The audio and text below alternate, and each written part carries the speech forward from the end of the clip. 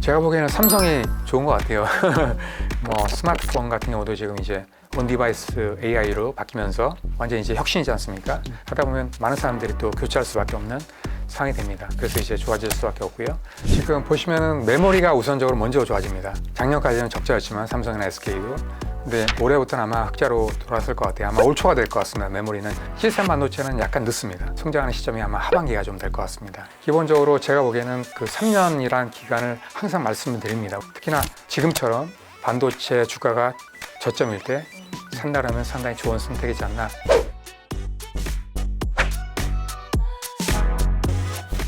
작년에는 사실 내내 2차 전지가 조금 핫한가 싶었는데 올해는 좀 반도체가 더 주목받는 분위기더라고요. 반도체와 2차 전지 요 상관관계를 어떻게 보시는지? 뭐 제가 보기에는 전기차랑 많이 상관이 있는 것 같아요. 예. 왜냐면은 그 전기차가 이제 침투율이 높아져야만 그 2차 전지가 상당히 성장하지 않습니까? 마찬가지로 전기차가 많이 침투가 되고 그다음에 많은 사람들이 사게 되면 반도체도 많이 쓰일 수밖에 없어요. 왜냐면은 그 전기차에는 반도체가 많이 쓰이거든요. 보시면은 내연기관차일 때는 보통 이제 300개밖에 안 쓰입니다. 근데 이제 전기차로 바뀌면은 1000개 이상 쓰이거든요. 그리고 또 이게 뭐 3단계 자율주행차, 뭐 4단계, 5단계 이렇게 이제 넘어가면 반도체가 더 많이 쓰여요. 3단계가 되면은 보통 이제 3000개 가까이 씁니다. 그리고 4단계, 5단계 가면 10,000개 이상 쓰입니다. 이런 식으로 많이 쓰이기 때문에 전기차랑 상관이 있는 것 같아요. 그래서 앞으로 전기차가 대세가 될 것 같고요. 그 다음에 또 마찬가지로 전기차뿐만이 아니고 마찬가지로 모빌리티 산업이 또 앞으로 성장을 하게 됩니다.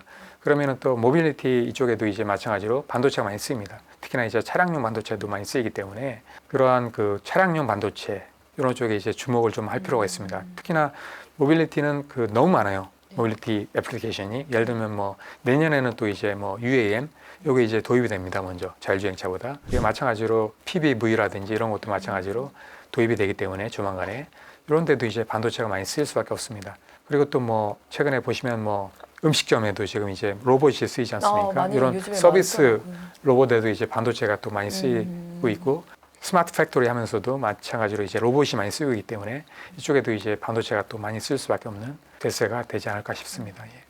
생각보다 저평가된 반도체주도 분명히 좀 있을 것 같은데 지금 봐도 늦지 않은 반도체주 어떤 거 보고 계세요? 제가 보기에는 삼성이 좋은 것 같아요. 뭐 시장이 너무 아직까지는 안 좋았기 때문에 분명히 이제 반영된 거라고 보거든요. 근데 제가 말씀드린 대로 앞으로 시장은 이제 성장할 일밖에 없기 때문에 지금 이제 최악의 어떤 상황이기 때문에 왜냐하면 제가 이렇게 보는 이유가 있어요.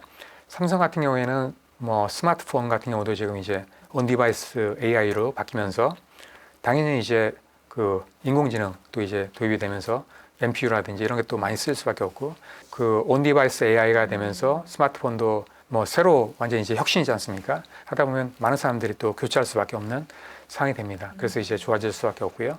또 마찬가지로 메모리도 말씀드린 대로 앞으로 이제 좋아질 수밖에 없기 때문에 또 HBM이라든지 뭐 DDR5, CXL 이런 것도 많이 성장하고 일반 뭐 DDR4도 뭐 지금 이제 가격이 상당히 올라가고 있고 하기 때문에 이런 이제 시장이 좋아진다는 거죠. 예.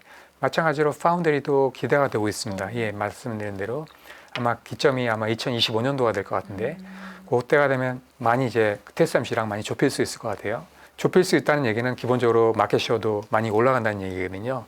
지금 뭐 삼성이 지금 마켓시어가 불과 이제 12%밖에 안 됩니다. 근데 이제 뭐 따라간다는 얘기는 뭐 40% 이상 돼야지만 이제 따라갈 수 있는 거거든요.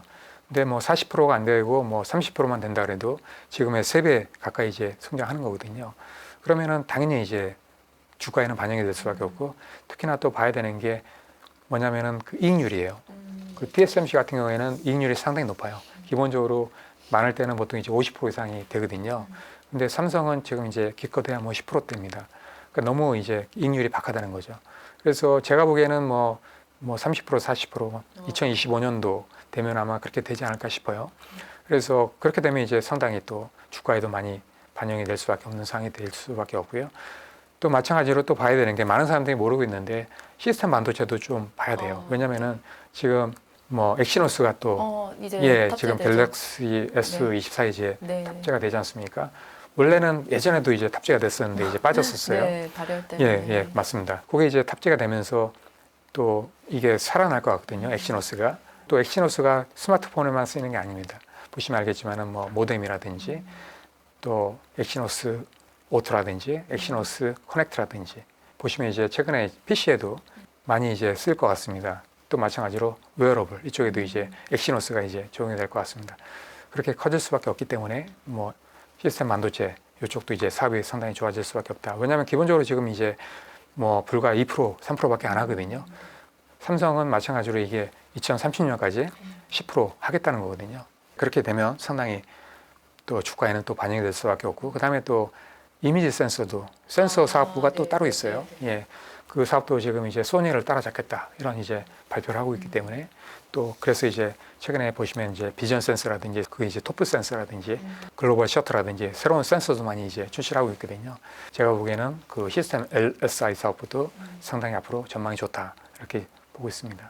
삼성을 얘기해 주시긴 했는데 사실 또 수익률을 따지면 뭐 중소형주를 봐야 한다더라 이런 얘기들도 있잖아요. 교수님은 그럼 좀 대형주, 중소형주 어느 쪽에? 제가 보기에는 그 성향에 따라 약간 다른 것 같아요. 기본적으로 안정적인 성향이라면 대형주가 낫습니다. 왜냐하면 이제 대형주 같은 경우에는 보시면은 뭐 100% 이렇게 성장 안 합니다. 기본적으로 삼성이나 뭐 SK도 성장해봤자 뭐 30% 커야 뭐 50% 이렇게밖에 성장 안 합니다.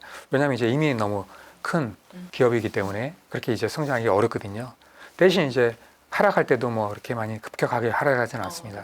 뭐 10%, 20%, 30% 이렇게 이제 하락할 거기 때문에, 그리고 또 이제 장기적으로 간다면 뭐 배당도 받을 수 있기 때문에 예, 제가 보기에는 뭐 그런 성향의 사람이라 그러면은 뭐 삼성이 좋은 선택이라고 보고요.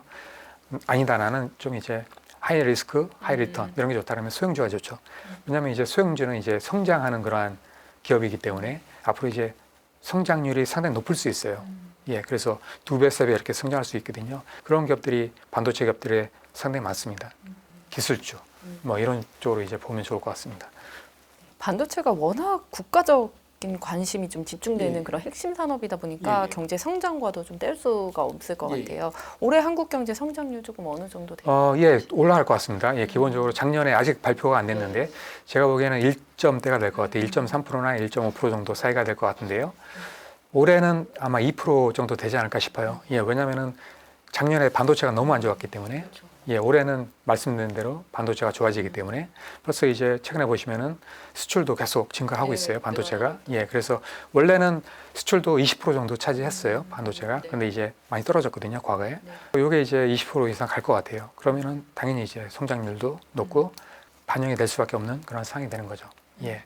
그리고 또 말씀드린 대로 반도체가 모든 산업에 다 해당이 됩니다. 그러니까 반도체가 좋아진다는 얘기는 모든 산업이 다 좋아질 수 있는 바탕이 될 수 있는 거예요. 그래서 반도체는 상당히 인프라가 되는 산업이다라고 이제 볼 수 있는 거죠. CXL 포함해서 다른 뭐 반도체주들도 하반기에 다 좋을 거라고 생각하세요? 예, 그렇습니다. 지금 보시면은 메모리가 우선적으로 먼저 좋아집니다. 예, 작년까지는 적자였지만 삼성이나 SK도. 근데 올해부터는 아마 흑자로 돌아설 것 같아요. 아마 올 초가 될 것 같습니다. 메모리는 이미 이제 좋아지고 있고 하기 때문에 시스템 반도체는 약간 늦습니다. 그게 이제 성장하는 시점이 아마 하반기가 좀 될 것 같습니다. 예. 근데 이제 좀 차이가 있어요. 메모리랑 시스템 반도체가 좀 차이가 있는데 메모리 반도체는 보통 이제 주기가 상당히 뚜렷합니다. 그래서 보통 이제 3, 4년 주기로 불황과 호황이 왔다 갔다 합니다. 예. 메모리 같은 경우도 2019년도에도 불황이 한번 왔었어요. 그래서 2020년도에 이제 불황이 벗어났거든요. 그래서 보통 이제 1년 정도 갑니다. 올해는 이제 1년 약간 넘었는데 1년에서 한 1년 반 정도 이제 갑니다, 보통. 그리고 이제 3, 4년 주기를 계속 이제 호황이 오는데, 그래서 제가 보기에는 메모리 같은 경우에는 앞으로 아마 2, 3년 정도는 호황이 가지 않을까 예상을 하고 있고요. 마찬가지로 지금 HBM이나 이쪽은 지금 이제 좋아지고 있고요. 말씀드린 대로 작년 하반기부터 이제 좋아지고 있고 앞으로도 계속 좋아지고 있고요. CXR 같은 경우에는 약간 늦습니다. 그리고 DDR5도 약간 늦는데 아마 하반기 정도 되면 아마 좀 좋아질 것 같다라는 생각이 듭니다. 물론 지금도 좋아지고는 있는데 약간 이제 가시적인 어떤 성과는 아직 아니기 때문에 시스템 반도체도 본격적으로 좋아지려면 아마 올해 하반기가 더디다. 시스템 반도체는 좀 더디다고. 예, 더딘 대신에 이제 보면 이제 불황의 약간 그 격차가 보면 메모리만큼 이제 격차가 이렇게 크지 않았습니다. 왜냐하면 이제 불황이었지만 시스템 반도체도 그렇게 많이 이제 떨어지진 않았거든요. 그러니까 이 폭이 크진 않아요. 메모리와 달리 시스템 반도체는 영향이 적습니다. 그래서 많이 안 떨어졌어요. 왜냐하면 이제 기본적으로 메모리 같은 경우에는 그 재고 비즈니스예요. 그러니까 이렇게 쌓아놓고 이제 판매하다 보니까 재고가 많으면 고객들이 안 삽니다. 왜냐하면 더 떨어질 거라고 이제 판단하기 때문에 계속 안 삽니다. 그러니까 남들이 사기 시작하면 그때부터 막 삽니다. 그때부터 올라가거든요. 그래서 그런 그 가격의 어떤 등락폭이 상당히 큽니다. 근데 시스템 반도체는 선주문 한 다음에 이제 기다려요. 그런 다음에 이제 납품을 하거든요. 하다 보니까 먼저 하기 때문에 이게 가격이 정해져 있어요. 그래서 그런 가격의 어떤 변동성이 상당히 적다는 거죠. 반도체주가 올해 좋다 이야기를 이제 여기저기서 많이 해주시긴 하는데 사실 지난해 4분기 실적이 삼성전자가 얼마 전에 나왔지만 그렇게 좋진 않았거든요. 예, 실적 한번 볼까요? 아, 네네.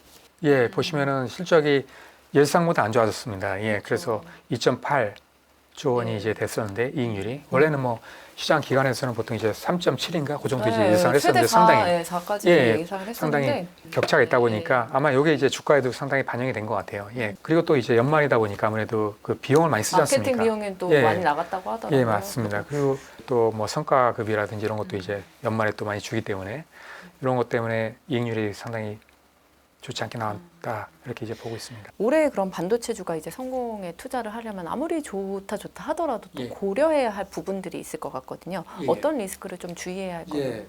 제가 보기에는 가장 큰 리스크는 뭐냐면은 금융위기입니다. 만약에 이제 금융위기가 와버리면 반도체 주도 많이 꺾입니다. 그럴 수밖에 없어요. 왜냐하면 이제 반도체라는 것도 우리 일상생활하고 많이 관련이 돼 있기 때문에 모든 생활하고 관련이 돼 있습니다. 왜냐하면 우리가 쓰는 전자제품이 다 이제 일상생활하고 관계가 되기 때문에 그래서 금융위기가 와버리면 기본적으로 이제 소득이 줄기 때문에 줄입니다. 하기 때문에 반도체도 꺾일 수밖에 없어요. 그런 게 아니라면 저는 반도체는 반드시 성장한다 이렇게 보고 있습니다. 예. 공매도 얘기 한번 드려볼게요. 예, 예. 공매도 금지 이게 올해 어쨌든 시장에 미치는 영향이 좀 클 것 같은데 예, 예. 공매도 금지 관련해서는 어떻게 보세요? 아, 근데 제가 보기에는 이미 좀 반영이 된 것 같아요. 예, 네. 그래서 이게 이제 6월 달이 또 시점이지 않습니까? 네네. 또 그때 이제 또 새롭게 결정을 하는데 지금 이제 검토 단계이기 때문에 과거에 보시면 이제 너무 이제 기관 투자자나 아니면 또 외국인 투자자 이런 사람들한테 이제 너무 이제 좋은 조건이었기 때문에 개인 투자자들이 상당히 불만이 좀 많았어요, 그동안. 네. 예. 너무 이제 불공정하다 보니까 좀 바꿔야 된다. 정부에서도 어느 정도 감안하고 있는 것 같아요. 그래서 제가 보기에는 6월달 이후에 어떤 또 정책이 나오느냐, 이게 이제 중요할 것 같아요. 만약에 계속 이제 공매도 금지한다 그러면은 아무래도 또 부정적인 영향이 있을 수밖에 없죠. 왜냐하면은 외국인 투자자 이런 기관들이 아무래도 이제 떠날 가능성이 크죠. 왜냐하면 이제 공매도 금지하는 나라는 한국밖에 없기 때문에 그렇게 되면. 근데 이제 만약에 또 어떤 그 공매도의 어떤 불법적인 사항이라든지 그 다음에 또 공정성이 더 올라간다 그러면은 개인 투자자들이 또 많이 투자를 하겠죠. 예, 그래서 아무래도 제가 보기에는 그 6월달 이후에 좀 봐야 될 것 같습니다. 올해 개인 투자자들이 돈을 벌기 위해서 꼭 예. 이것만은 좀 기억해라 해주시고 싶은 이야기가 예, 있으시다면 저는 항상 말씀을 드리는데 제가 이제 주가 전망을 하면 단기적으로 떨어질 수 있습니다. 삼성도 7만 원 더 아래로 떨어질 수 있어요, 분명히. 왜냐면은 여러 가지 변수가 있기 때문에 분명히 있습니다. 근데 제가 말씀드리는 거는 이제 장기적으로 보면 올라간다는 거죠. 기본적으로 제가 보기에는 그 3년이란 기간을 항상 말씀을 드립니다. 왜냐면은 그 3년이란 기간은 기본적으로 그 모든 악재라든지 그 다음에 또 변수라든지 이런 게 거치는 시점이 보통 1년에는 거의 다 거치거든요. 그러면 기본적으로 기업이라는 거는 그 성장성이 보장되고 성장하게 되면 주가에도 반드시 반영이 됩니다. 그게 이제 1년 안에는 반영이 안 될 수가 있어요. 왜냐하면 이제 주변에 어떤 외부 변수가 안 좋다 그러면은 반영이 될 수 있기 때문에. 근데 이제 3년 정도 이제 장기적으로 본다 그러면은 뭐 기업이 매출이 올라가고 그 다음에 이익이 올라간다 그러면은 반드시 반영되게 돼 있습니다. 3년 이상 가져간다 그러면은 아무리 적자를 본다 그래도 은행 이자보다는 높게 본다고 생각을 하기 때문에 반드시 3년 이상은 가져가셔라. 특히나 지금처럼 반도체 주가가 저점일 때 산다라면 상당히 좋은 선택이지 않나 이렇게 이제 생각을 좀 하고 있습니다. 그럼 지금 정도 순간에 예. 삼성전자에 들어가서 한 3년 장기적으로 네, 본다 맞습니다. 보면 그게 괜찮은 된다면 상당히 좋은 건가요? 선택이죠. 제가 확실히 금융위기만 오지 않는다면은 반드시 많은 이익을 볼 수 있다라고 이제 말씀을 드립니다. 확실히. 왜냐하면 반드시 성장할 거기 때문에. 예. 네, 오늘 예. 교수님 모시고요. 반도체 시장, 뭐 투자 방법, 전망까지 여러모로 한번 살펴봤습니다. 교수님 오늘 말씀 감사합니다. 예, 감사합니다. 예.